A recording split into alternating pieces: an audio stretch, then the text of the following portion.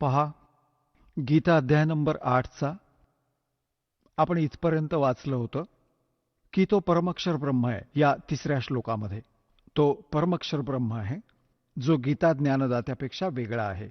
आणि इथे गीता ज्ञानदाता म्हणतात 8व्या अध्यायाच्या आणि या 5व्या श्लोकात की जो पुरुष अंतसमयी मलाच स्मरत शरीर त्यागून जातो तो साक्षात माझ्या रूपाशी एकरूप होतो. साक्षात रूप नाही, मदभाव याती, म्हणजे माझ्या अशा भावात एकरूप होतो, यात काही शंका नाही. आता 7व्या श्लोकात काय म्हटलंय 8व्या अध्यायाच्या गीताजी, आणि 7व्यात काय म्हटलंय की यासाठी अर्जुना तू सर्व समयी माझे स्मरण कर आणि युद्धही कर. युद्ध करावं लागेल माझ्या शरणात राहिलास तर, आणि मला माझ्यात अर्पण केलेल्या मनबुद्धीने युक्त होऊन निसंशय मलाच प्राप्त होशील. आता 8व्या अध्यायात गीता अध्याय नंबर 8चा श्लोक नंबर 8 आपण वाचतोय. हे पार्थ, परमेश्वराचे हे नियम आहेत. परमेश्वराचे अभ्यास योग युक्तेन, त्या 3 मंत्रांच्या जपाचा अभ्यास करणारा, दुसरीकडे चित्त न वेधणारा, निरंतर चिंतन करत असणारा मनुष्य परमदिव्य पुरुषाला प्राप्त होतो.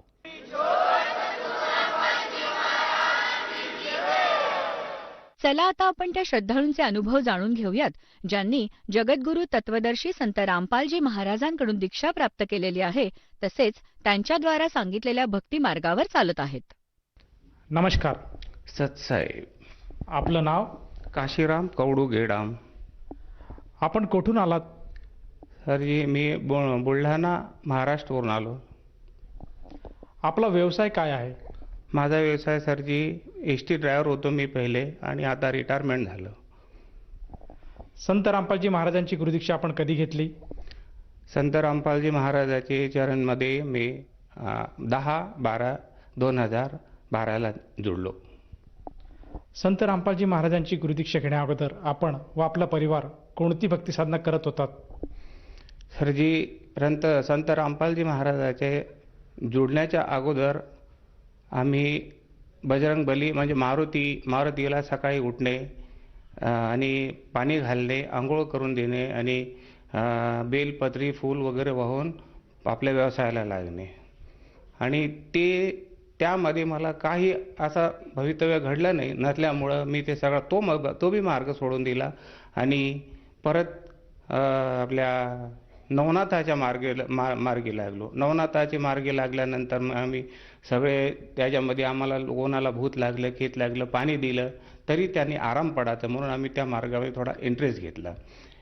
त्यानंतर त्याच्यामध्ये बी आमचं भवितव्य घडणं अशक्य दिसलं, त्यामुळं आम्ही तो बी मार्ग सोडला आणि वयाच्या 14व्या वर्षापासून मी गुरुच्या मागे लागलो. 2 गुरु बदलले आणि 2 गुरु बदलल्यानंतरही माझं काही समाधान झालेलं नाही.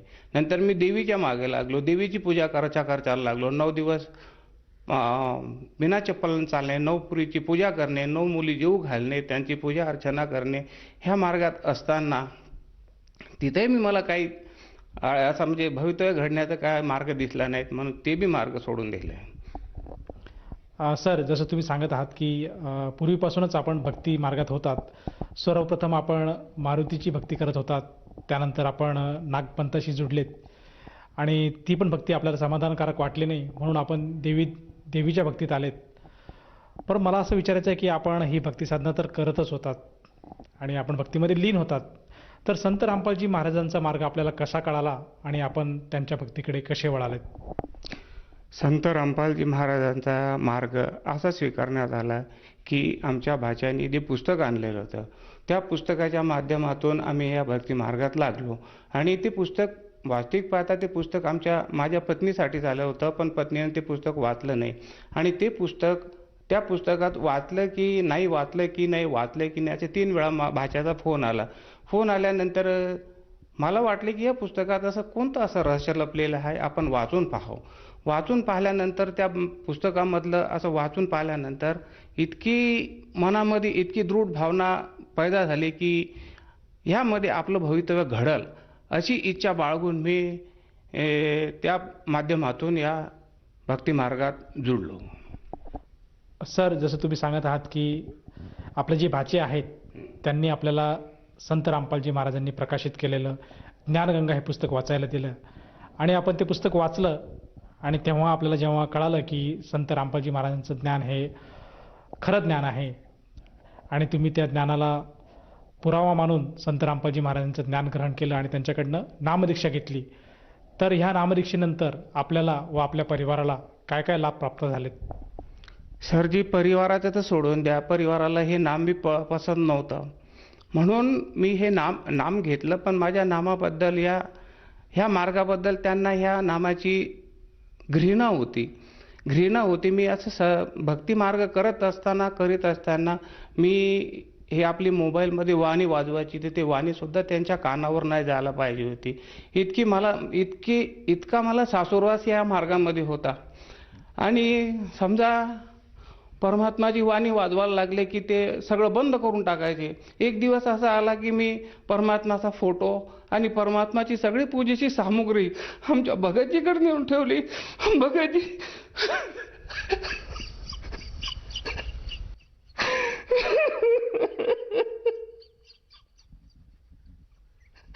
हे बंदे छोड़.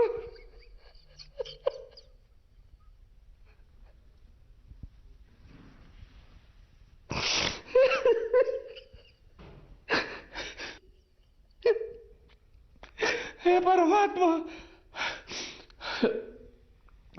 अशा करता करता सरजी एक महिना निघून गेल्यानंतर परमात्माची तस्वीर एकदम अचानक आमच्या घरच्या लोकांना हे पसंत नसून सुद्धा माझ्या कार्यक्रमाला ते वैतागून गेले. यायचं, जेवण करायचं, ड्युटी करून जेवण करून डेपोमध्ये जायचं, डेपोहून वापस आलं की पुन्हा आपल्या म्हणजे घरच्यामध्ये कोणताच इंटरेस्ट नाही राहिला होता. ज्या अर्थी परमात्मा माझ्या घरामध्ये नाही तिथं माझं मन नव्हतं लागत. एक दिवस अचानक असं झालं की त्या काय याचा असं पाहून म्हणून माझ्या मुलांनी आणि पत्नीने हे दोघेही जाऊन परमात्माचे फोटो घेऊन आले. परमात्माचा फोटो आणून लावून दिले. मी ड्युटीवरून आल्यानंतर एकदम अचानक परमात्माचे फोटो दिसल्याबरोबर माझा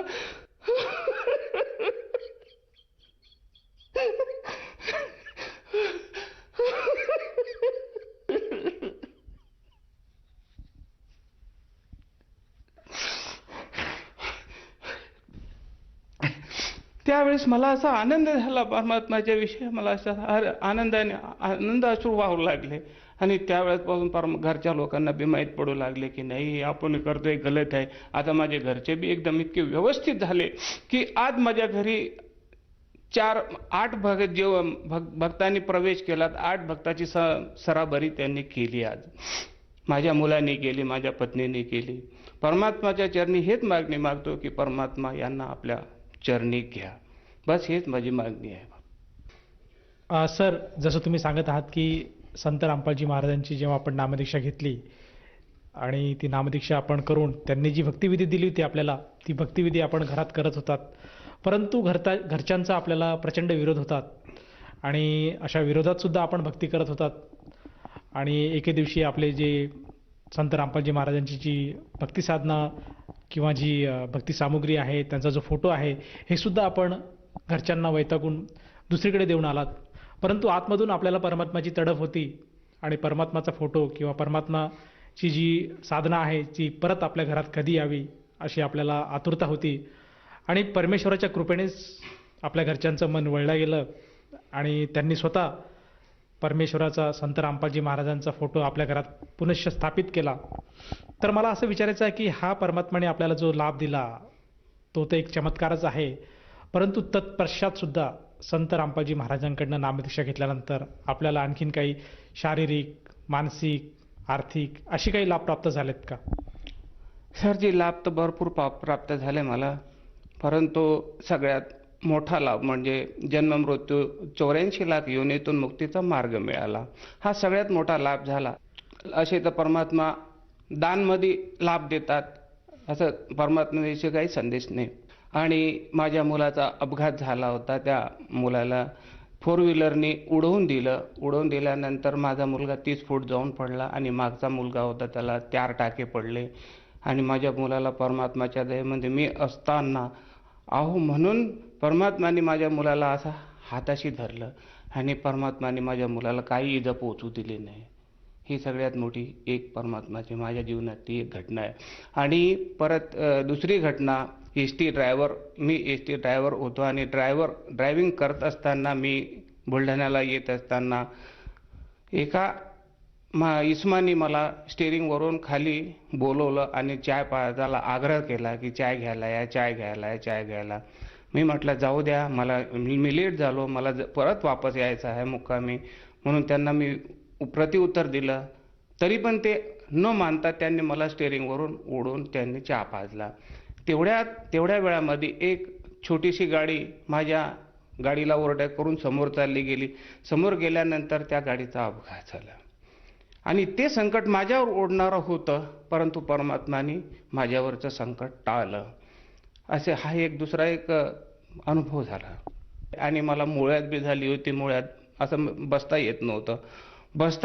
मी त्या मुळव्याच्या बिमारीने मी आता वैतागून गेलो होतो. शेवटी कंटाळून काय करावं जीवावर बेतली. त्यामुळे डायरेक्ट मी संत रामपालजी महाराजाच्या चरणी दंडवत केलं आणि परमात्माला बोललो की हे परमात्मा, हे परमपिता परमात्मा, तुम्ही सगळ्याचे दुःख हरण करता आणि तुमचा दास ह्या बिमारीने तडफडून राहिला. परमात्मा म्हटलं हे आता मला इथून घेऊन जा किंवा माझी बिमारी नीट करा, हे तुमची दया आहे. त्यावेळेस त्याच्या दुसऱ्या दिवसापासून माझी मुळ्यात बी एक ठीक झाली आणि मला अजून मुळ्याचा काही त्रास नाही. सर, जसं तुम्ही सांगत आहात की संत रामपालजी महाराजांची भक्ती स्वीकारल्यानंतर आपल्याला व आपल्या परिवाराला बरेचसे लाभ प्राप्त झालेत. तर ह्या अनुषंगाने आपण इतर जो भक्त समाज आज आपल्याला टीव्हीवर बघत आहात त्यांना आपण काय संदेश द्याल? सरजी, संदेश तर देण्यालायक नाही आम्ही, तरी विनंती करू शकतो. संत रामपालजी महाराज एक कबीर परमात्माचा अवतार बरवाल्याला जन्माला आलेले आहे. त्यांच्या सत्संग बघा आणि संत रामपालजी महाराजांचे नामदीक्षा घेऊन आपले जीवन सफल करा. सर, जसं तुम्ही सांगत आहात की संत रामपालजी महाराजांकडनं नामदीक्षा घ्यायला पाहिजे, तर ह्या अनुषंगाने जर कोणा भक्ताला संत रामपालजी महाराजांची नामदीक्षा घ्यावायची असेल तर ती व्यक्ती नामदीक्षा कशी घेऊ शकेल? सरजी, नामदीक्षा घेण्याकरिता चॅनलवर संत रामपालजी महाराजांचे सत्संग येतात आणि सत्संग चालू असताना त्यांच्या खाली पट्टी चालते, त्या पट्टीवरती नंबर येतात. ते नंबर डायल करून आपण नामदीक्षा विचारपूस करून घेऊ शकता. सर, जसं तुम्ही सांगत आहात की संत रामपालजी महाराजांची जर गुरुदीक्षा घ्यायची असेल तर आज जो सत्संग आपण बघत आहात त्या सत्संगाच्या माध्यमातून आपल्या टी व्ही स्क्रीनवर काही नंबर फ्लॅश होत आहेत. त्या नंबरला जर तुम्ही फोन लावला तर आपल्याला जवळच्या नामदान केंद्राचा पत्ता मिळेल आणि तिथे जाऊन एखादा साधक नामदीक्षा घेऊ शकेल. परंतु मला असं विचारायचं आहे की जर त्या साधकाला ती नामदीक्षा किंवा तो गुरुमंत्र घ्यावायचा असेल तर त्याला किती पैसे मोजावे लागतील किंवा त्याला किती पैशाची पावती फाडावी लागेल? सरजी, नामदीक्षा घेण्याकरिता काही 5 पैसे खर्च लागत नाही. उलट आपल्याला त्यामध्ये प्रसाद मिळतो, परमात्माचे फोटो मिळतात आणि चरणामृत मिळतं आणि नामदीक्षा फुकट दिल्या जातं. त्यामध्ये काही 5 पैसे लागू शकत नाही. धन्यवाद. सतसाहेब.